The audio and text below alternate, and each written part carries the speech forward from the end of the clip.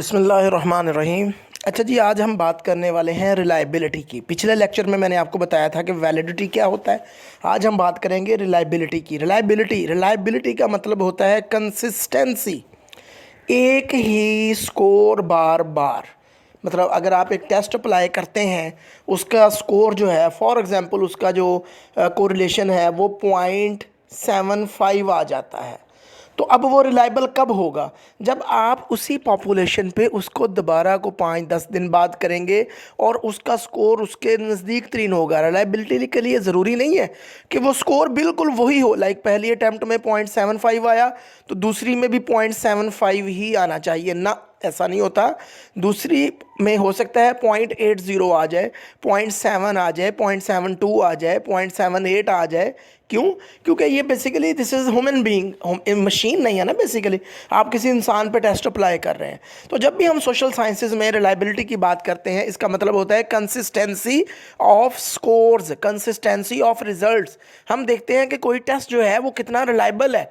यानी हमेशा याद रखें, मैं तो ये कहा करता हूँ कि आप टेस्ट को तो नहीं देखते, आप तो सैंपल को देखते हैं कि वो कितना रिलायबल है। बहरहाल ये टेस्ट की प्रॉपर्टीज़ होती हैं कि टेस्ट कितना रिलायबल है। टेस्ट जब हम टेस्ट वैलिडिटी की बात करते हैं तो हम ये देखते हैं कि अगर हम किसी भी टेस्ट को जिस जिस वेरिएबल को मेजर करने के लिए बनाया है वो कितना ज़्यादा यूज़फुल है उस टेस्ट को, उस वेरिएबल को मेजर करने के लिए। मतलब मैंने डिप्रेशन का स्केल बनाया है तो मैं देखूंगा कि ये कितने अच्छे तरीके से डिप्रेशन को ही मेजर कर रहा है, यानी इसके अंदर वो आइटम है जो डिप्रेशन की हैं या नहीं है। इसी तरह रिलायबिलिटी जो है, रिलायबिलिटी से मुराद ये है कि वो जो टेस्ट है वो कंसिस्टेंट है, वो बार बार वही स्कोर लेके आ रहा है पॉपुलेशन में जो उसने पहले लिया था। डिप्रेशन का मैंने स्केल एडमिनिस्टर किया तो मैंने देखा कि 0.75 जो है वो रिलायबिलिटी आ गई, कोरिलेशन आ गई।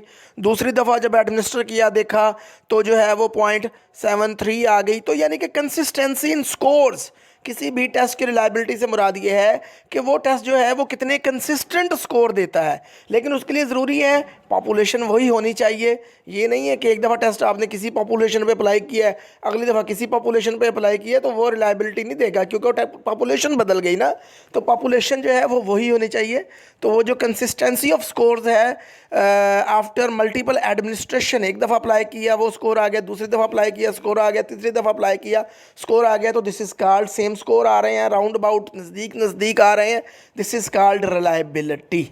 ठीक है जी। और फिर आगे इसकी टाइप्स आ जाती हैं। टेस्ट रीटेस्ट रिलायबिलिटी हो गई, स्प्लिट हाफ रिलायबिलिटी हो गई, पैरेलल फॉर्म हो गई, क्रॉनबैक अल्फा हो गई, इंटर आइटम कंसिस्टेंसी, ये फिर आगे उसकी टाइप्स आ जाती हैं। तो रिलायबिलिटी क्या है जी?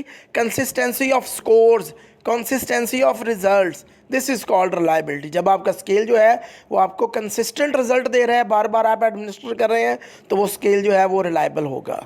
ठीक है जी। Thank you very much.